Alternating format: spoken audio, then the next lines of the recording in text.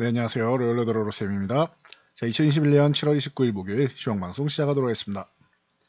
자, 간단히 공지 하나 해드리면 금일, 목요일은 칼럼이 기고되는 날입니다. 자, 엔터주 관련돼서 칼럼이 기고되었으니 확인하시기 바랍니다. 자, 그리고 확인하실 때 여기 저희가 링크 걸어드렸다고 요거 클릭하시기 전에 밑에 여기 좋아요 버튼 하나 눌러주시면 감사드리겠습니다. 누르면은 이렇게 숫자가 올라가죠. 그래서 좋아요 버튼 눌러주시면 감사드리겠습니다. 자, 본론으로 넘어가서 다우지수입니다.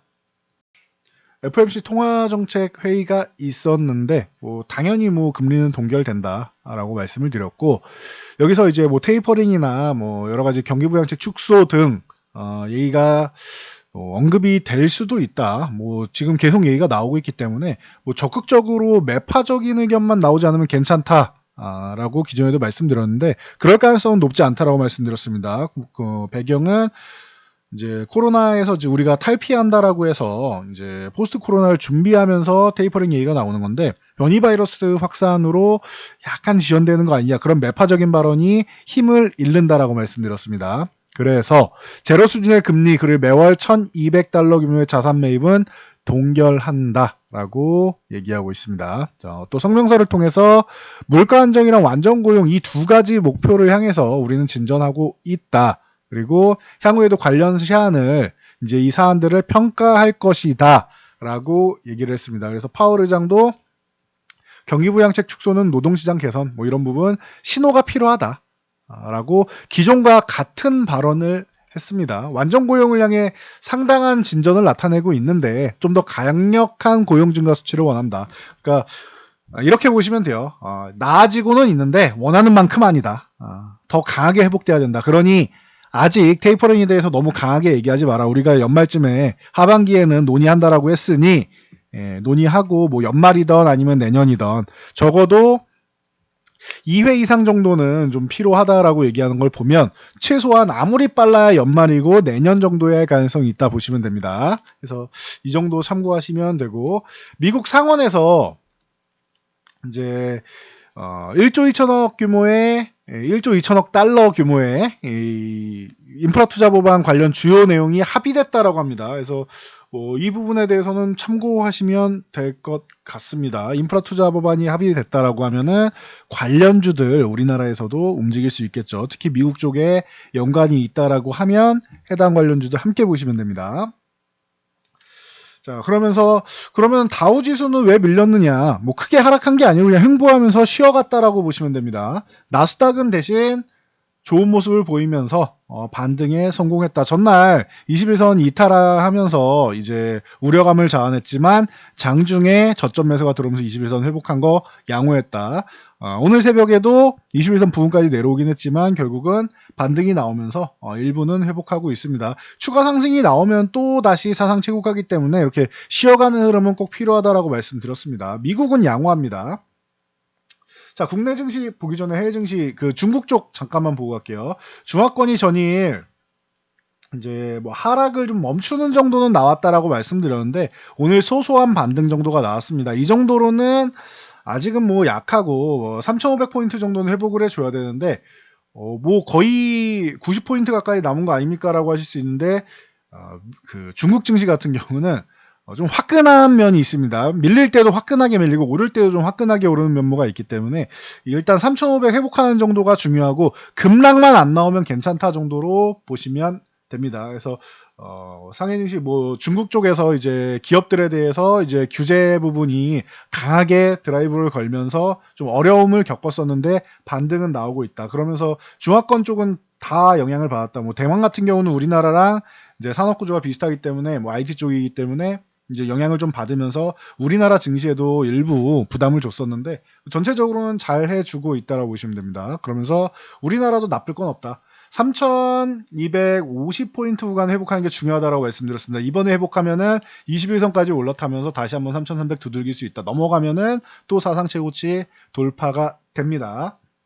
최근에 수급은 크게 문제가 없다라고 말씀을 드렸는데, 자, 보시면은 이제 오늘 같은 경우에도 코스피 주식 매도가 줄었습니다. 그리고 이제 코스닥은 다시금 매수 우위로 돌아서고 있습니다. 1,000원 가까이 매수. 그래서 코스닥에 외국인들이 관심이 많다라고, 이례적인 일인데 코스닥에 관심이 많아졌다라고 말씀을 드리고 있습니다. 선물이나 옵션 동향 같은 경우는 뭐 거의 이 코스피 쪽은 주식 매도, 선물 매수, 그리고 옵션 쪽은 금액이 거의 없기 때문에 한 중립 정도로 받아보시면 됩니다. 코스닥은 수급이 양호했다라고 보시면 되겠죠. 코스닥 수급은 계속 좋다라고 말씀드리고 있습니다. 그래서 코스닥 뭐 21선 살짝 이탈하면서 우려감 보였다라고 생각하시는 분들 21선 다시 한번 이제 뭐 회복 시도가 나오고 있습니다. 아직 회복된 건 아닙니다. 딱 붙여놨으니까 여기서 한 차례 더 올라가 줘야 되고 1050포인트를 넘어가면은 또 다시 한번 랠리를 펼칠 수 있다. 이 구간에서 내일 바로 회복하면 제일 좋고, 아니면 여기서 아래쪽에서 살짝 2, 3일 정도 쉬고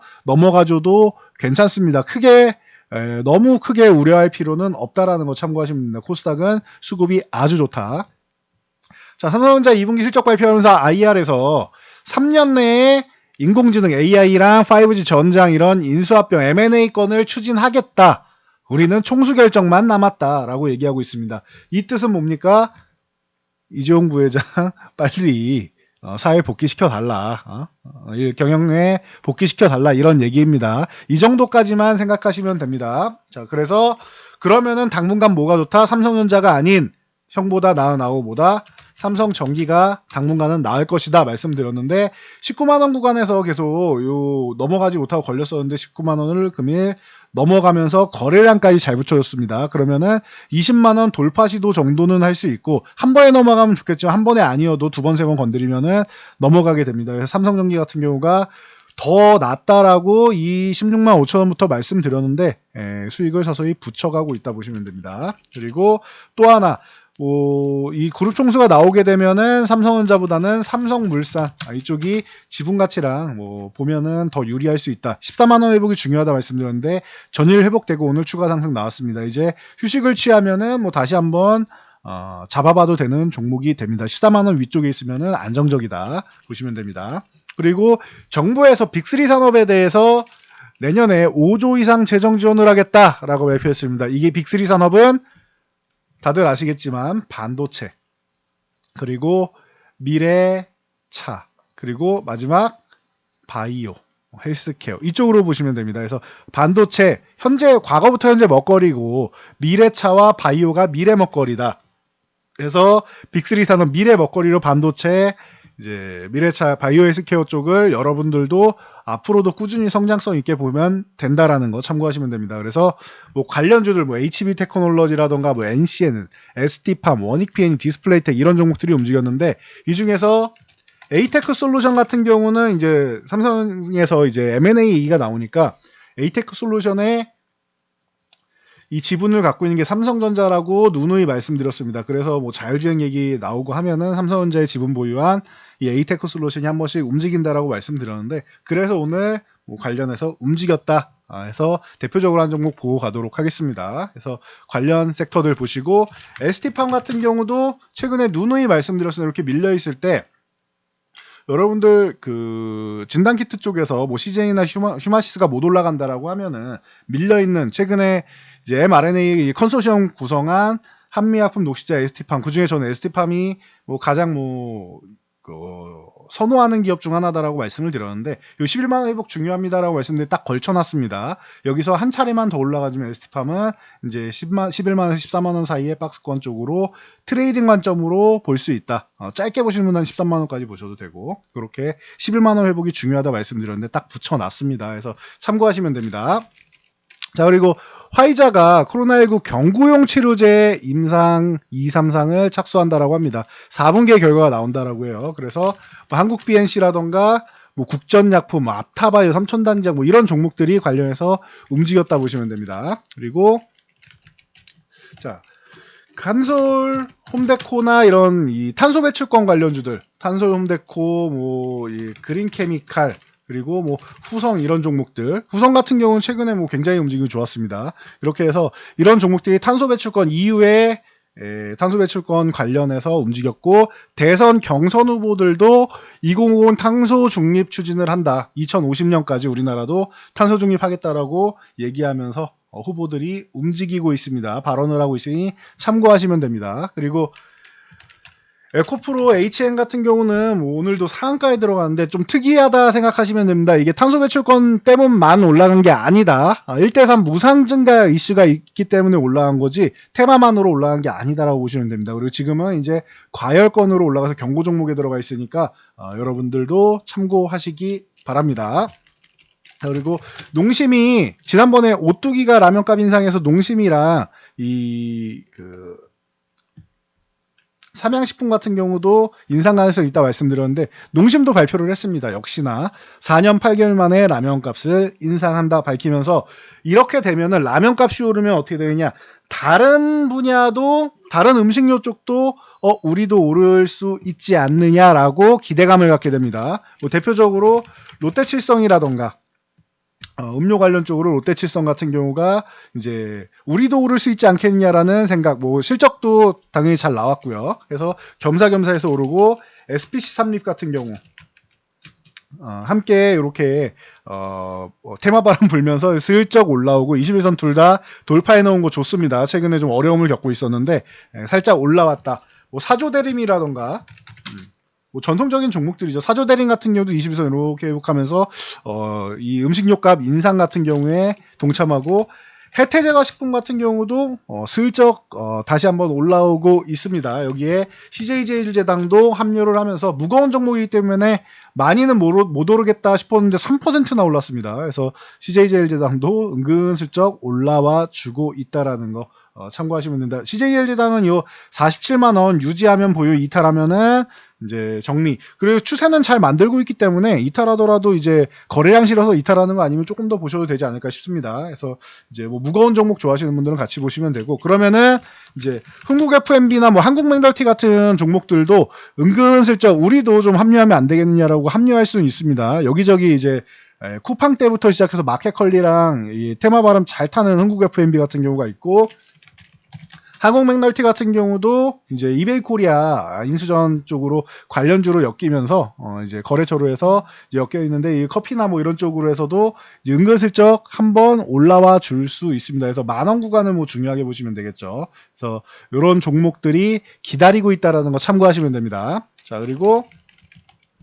한국은행이 이제 중앙은행 디지털화폐 CBDC죠. 이 모의 실험 연구 파트너로 그라운드엑스랑 이제 본 계약까지 체결을 했습니다. 그러면서 협력사들이 조금 움직이고 있다.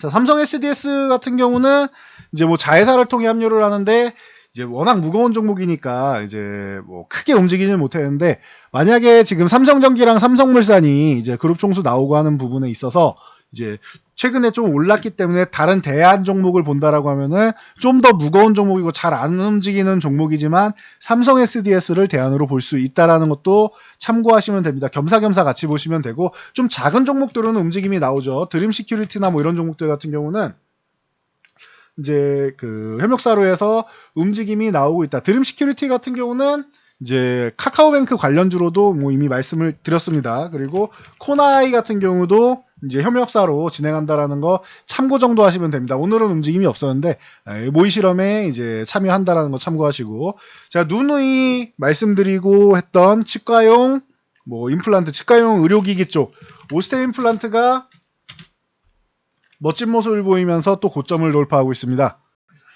뭐 중국, 미국, 뭐 러시아 등 뭐 이 해외 매출 그리고 이익률이 올라가고 있으면서 이제 뭐 글로벌 시장 쪽으로 계속 이제 꾸준히 좋은 모습 보이겠다라고 발표까지 하면서 포부까지 밝히면서 꾸준히 추세적으로 올라가고 있다라는 거 참고하시면 됩니다. 뭐 덴티움 같은 경우도 마찬가지고요. 그래서 추가적으로 이렇게 잘 해주고 있다. 치과용 의료기기 쪽 계속 말씀드렸는데 참고 정도 하시면 됩니다. 뭐 이제 레이 같은 경우가 조금 쉬고 있는데 참고하시고, 디오의 경우는 이제 그 M&A 이슈가 있으니까 M&A 이슈 쪽으로 참고하시면 됩니다. 그래서 먼저 올라갔다라는 거 참고하시면 될 것 같습니다. 그래서 최근에 이제 실적 발표 관련해서 2분기 실적 관련주들 뭐 예를 들면 뭐 효성그룹 3인방 뭐 자주 잘 보셔야 됩니다. 계속 말씀드렸는데 뭐 효성 첨단 소재 뭐 오늘도 좋은 모습 보이면서 다시 한번 고점 돌파하고 있는 모습, 종가 기준으로 이제 최고가죠. 또 효성 TNC 이 3인방 계속 잘 보세요라 했는데 효성 TNC도 튀어 오르기 시작했습니다. 효성화학 같은 경우가 좀 약하다. 화학주들 영향이 있기 때문에 좀 약하다라고 말씀드렸는데 다른 화학주들과는 좀 다른 움직임입니다. 화학주 대표주 보면은 뭐 롯데케미칼이나 이런 종목들 최근에 좀 어려운 모습 보이다 반등 나오고 살짝 휴식. 대한유화 같은 경우도 최근에 반등 나오다 살짝 휴식 이렇게 취하고 있는데 최근에 화학주들이 좀 어려운 모습을 보이면서 뭐 효성화학도 같이 쉬고 있지만 이 효성그룹 이 3인방 같은 경우는 긍정적이다. 화학주가 조금 우려된다라고 효성화학 빼고 효성첨단소재 TNC 보면 된다라고 누누이 말씀드렸습니다. 이렇게 실적 관련된 종목들 잘 보시면은 좋은 종목들 많다라고 누누이 말씀드리고 있고 하반기부터 좋아지는 섹터들 꾸준히 말씀드리고 있는데 저희가 자 이렇게 정리해드리면 여러분들이 여기 저희 동영상 파트에 오시면은 채널에 오시면은 저희가 뭐 최근에 엔터주들도 정리해드렸고 철강주, 뭐 카카오뱅크 관련주, 뭐 한미반도체, NC소프트, HLB 뭐 이런 종목들, 뭐 NC소프트 같은 경우도 오늘 보시면은 좋은 모습 보이면서 최근에 잘 회복되고 있습니다. 그래서 뭐 하반기에는 좀 기대감이 솔솔 이제 상반기에 있던 우려감을 좀 벗겨내고 올라오기 시작한다라고 말씀드렸는데 주가를 보면은 다 증명을 해줍니다. 그래서 여러분들이 이 정보들 잘 보시면서 참고하시면은 도움이 많이 되실 거라 생각합니다. 전 여기까지 말씀드리고 물러가도록 하겠습니다. 영상이 도움되셨다면 좋아요와 댓글 하나씩 남겨주시고요. 자, 영상 잘 참고해서 모두 안전투자하시기 바랍니다.